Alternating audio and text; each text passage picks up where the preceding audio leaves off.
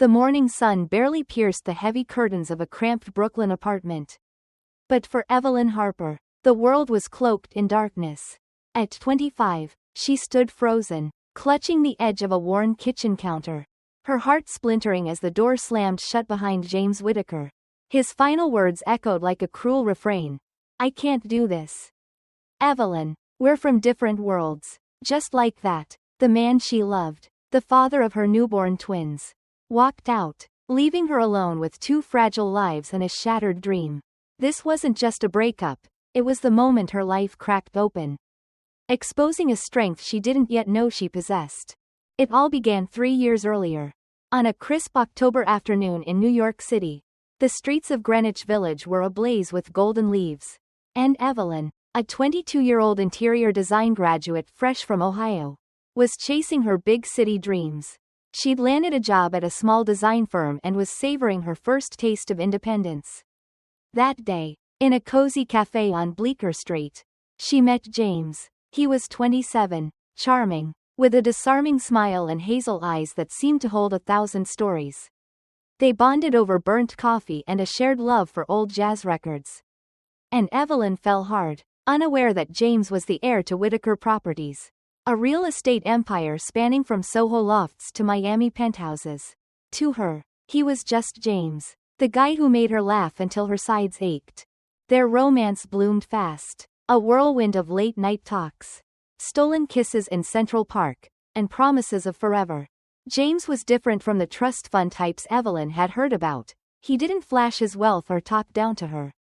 He was kind, grounded, and made her feel like she was the only person in his universe. For a year, they were inseparable, building a love that felt unbreakable. Evelyn thought she'd found her soulmate, never imagining that the weight of his family's legacy would crush their dreams. When Evelyn discovered she was pregnant with twins, James was over the moon. He spun her around their tiny apartment, vowing to be the best father and husband. But their joy was short-lived. Enter Margaret Whittaker, James's mother, a 58-year-old matriarch with sharp green eyes and a will of iron. Margaret was the puppet master of the Whittaker dynasty, a woman who valued power and prestige above all else. She saw Evelyn as an outsider, a small-town girl unfit for her son's gilded world. Evelyn's first encounter with Margaret was at a glittering gala at the Whittaker estate in the Hamptons. At 23, pregnant and nervous, Evelyn stepped into a world of opulence, marble floors, priceless art, and guests dripping in designer gowns. The air was thick with judgment as socialites sized her up. Margaret, perched like a queen in a velvet chair, greeted Evelyn with a smile that didn't reach her eyes. "So, you're the one carrying my grandchildren," she said, her voice smooth but laced with disdain. Evelyn gripped James's hand, feeling his tension, but said nothing. She knew then that Margaret had already dismissed her as unworthy. From that night, James changed. He grew distant, his phone buzzing constantly with calls from Margaret. He'd pace their apartment, muttering assurances that everything was fine. But his eyes betrayed his turmoil. Evelyn, now juggling her pregnancy and a demanding job, felt a growing unease. By the time she gave birth to their twins, Ava and Ethan, at 24, the man she loved was a shadow of himself. He was there in the hospital, cradling their babies with a tender smile. But an invisible wall had risen between them. Then came that fateful morning. Evelyn, exhausted from sleepless nights, was rocking Ava and Ethan when James walked in. His face was hollow, his shoulders slumped. At 28, he looked like a man defeated. "We need to talk," he said, his voice barely above a whisper.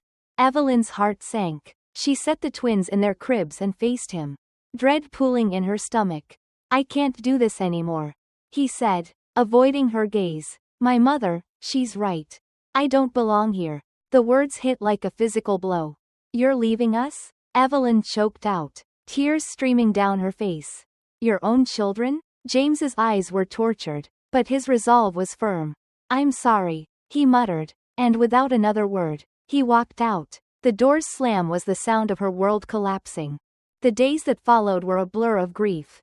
Evelyn, now 25, couldn't eat or sleep. She'd sit on the floor, holding Ava and Ethan, their tiny cries mingling with her silent sobs. The apartment felt like a tomb. Every corner haunted by memories of James. Friends called, worried, but Evelyn couldn't face them. How could she explain that the man who'd promised her forever had chosen his inheritance over his family? Before the twins, Evelyn had been a rising star at her design firm. But motherhood and heartbreak derailed her. As a single mom, she faced a brutal job market. No one wanted to hire a woman who'd just given birth. With no flexibility for late nights or travel. Rejection emails piled up, each one chipping away at her confidence. She stretched every dollar, skipping meals to afford diapers, and learned to navigate motherhood alone. Sleepless nights were spent soothing one twin while job hunting with the other hand. Her body aching from exhaustion. But one stormy night, as rain battered the windows, Evelyn hit rock bottom, staring at Ava and Ethan. So innocent and dependent, she realized she couldn't keep drowning. They needed her, she needed her. Wiping her tears, she made a vow. She would not let James's betrayal define her. She would fight for her children and herself. The next morning, Evelyn scoured freelance job boards. After weeks of rejections, she landed a remote interior design gig. The pay was meager, but it kept the lights on. She worked late into the night. Her laptop's glow the only light in the dark apartment. It was a start, a flicker of hope in the wreckage of her life. Then, one quiet afternoon, folding onesies for the twins, Evelyn had an epiphany. The kids' clothing market was flooded with overpriced designer outfits or cheap, scratchy knockoffs. Why not create something better, soft, stylish clothes that didn't break the bank? As a child, Evelyn's grandmother had taught her to sew, stitching tiny dresses for her dolls. Those skills, long dormant, sparked an idea. She borrowed an old sewing machine from a neighbor and began designing cozy onesies, stretchy leggings, and sweet little rompers for Ava and Ethan. When she posted photos online, friends raved, asking where they could buy them. That was the moment Evelyn saw a path forward. She poured her savings into fabric, staying up past midnight to perfect her designs. She named her brand Tiny Treasures, a nod to the two miracles who'd given her purpose. It was a gamble, but Evelyn was done playing it safe. She was building something of her own, something James and Margaret couldn't touch. This was her fight, her chance to rewrite her story, and she was just getting started. The flickering glow of a laptop screen illuminated Evelyn Harper's tiny Brooklyn apartment, casting soft shadows on piles of fabric and spools of thread scattered across the floor. At 25, Evelyn was a single mother of newborn twins, Ava and Ethan, fighting to keep her head above water after James Whittaker, the love of her life, abandoned them for his family's fortune. But in the quiet of those sleepless nights, as her babies slept, Evelyn was sowing the seeds of a dream that would transform her life. Tiny Treasures, a children's clothing brand born from love, grit, and a refusal to break. The journey wasn't easy. Evelyn's early days as an entrepreneur were a battlefield of setbacks. Her first online listings for Tiny Treasures, cozy onesies and delicate rompers she'd painstakingly sewn, went unnoticed. She'd refresh her shop page obsessively, heart sinking with every day of silence. Her first order, a set of leggings for a friend's niece, was cancelled at the last minute, the buyer citing a change of mind. Each rejection stung, whispering doubts. Was this a mistake? Could she really do this?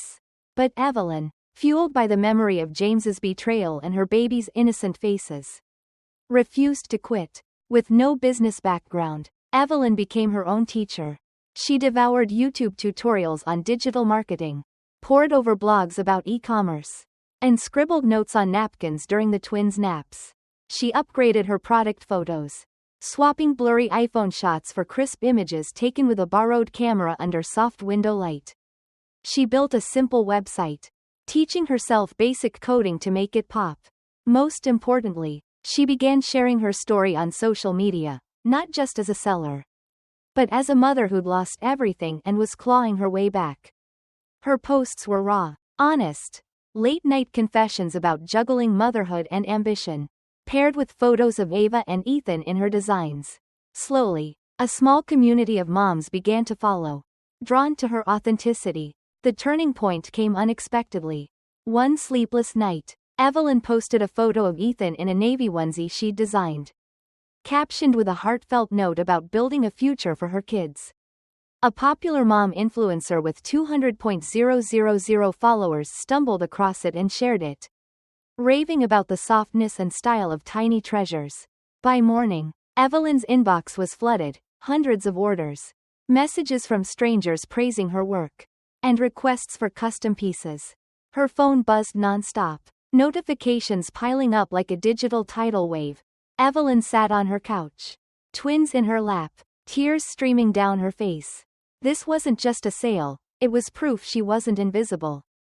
The sudden demand was exhilarating but overwhelming. Evelyn's tiny apartment became a chaotic workshop. Fabric swatches spilling onto the kitchen table, her sewing machine humming into the wee hours. She couldn't keep up alone, so she enlisted a friend to help pack orders, their laughter filling the apartment as they worked. To scale production, Evelyn partnered with a small Brooklyn workshop, carefully vetting them to ensure her designs stayed true to her vision. Her days blurred into a whirlwind of sewing, shipping, and soothing her twins, but every order felt like a victory, a brick in the foundation of a new life. The real breakthrough came 6 months later, when an email landed in her inbox from a major New York baby retail chain. They'd seen Tiny Treasures online and wanted to stock her line in their stores across the Northeast. Evelyn read the email 3 times, hands trembling, before calling her best friend to scream the news. The deal was a game changer. Her designs would now reach thousands. Her brand no longer a side hustle but a rising star in children's fashion. By 26, Evelyn had opened pop-up shops in New York and Los Angeles, her clothes adorning babies from coast to coast. Tiny Treasures wasn't just surviving, it was thriving. Featured in parenting magazines and hailed as a mom-made miracle. But success didn't erase the past. One quiet afternoon, as Evelyn was sketching new designs, her phone pinged with a text from an unknown number. Evelyn. It's James. Can we talk? Her heart skipped, not from longing but from the weight of a wound she thought had healed.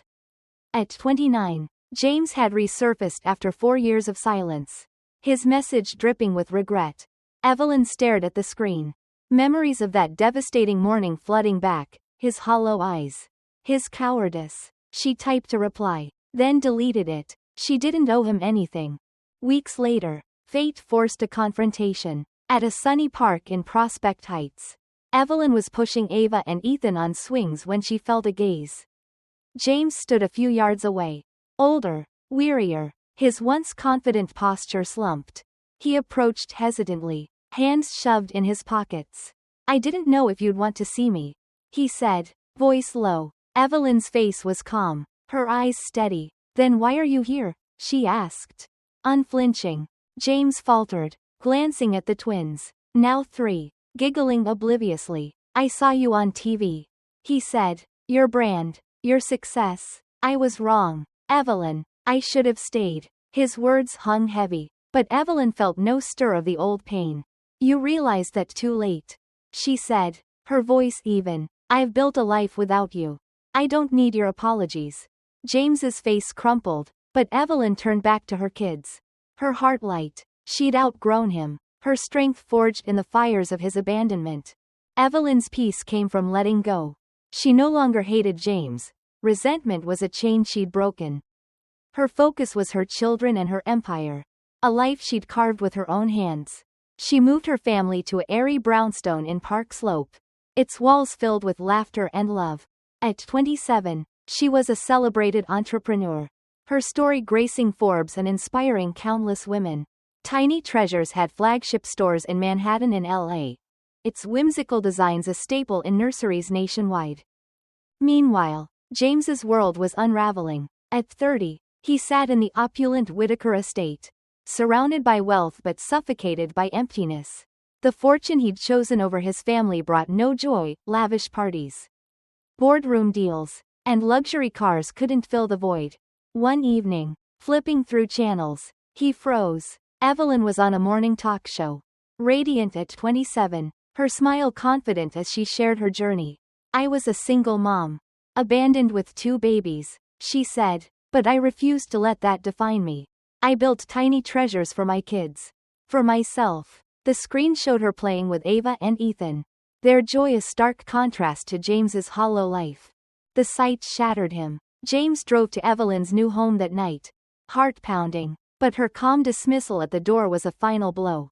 "You're not part of my life anymore," she'd said, closing the door. Back at the estate, James faced his mother, Margaret, now 62, still unyielding in her velvet armchair. "You threw away your family for this?" he spat, gesturing at the sterile mansion.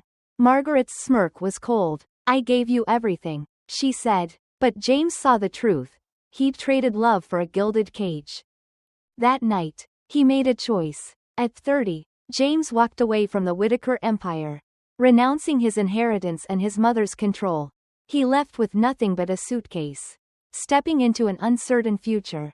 For the first time, he felt free, though the weight of his regrets lingered. Evelyn, now 28, stood taller than ever. Her brownstone buzzed with life. Ava and Ethan's giggles.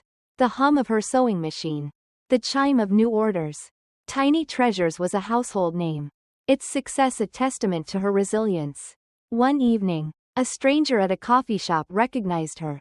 "You're Evelyn Harper, right? Your story changed my life," the woman said, eyes shining. Evelyn smiled, warmth spreading through her. She hadn't just built a brand, she'd become a beacon for others. Proof that rock bottom was a foundation for greatness. As she tucked Ava and Ethan into bed, Evelyn told them a story, not of princesses, but of a woman who fell, rose, and built her own kingdom. "Did she live happily ever after, Mommy?" Ava asked. Evelyn kissed her forehead. "She made her own happiness," she whispered. In that moment, Evelyn knew she was the hero of her story. And no one, not James, not Margaret, could take that away.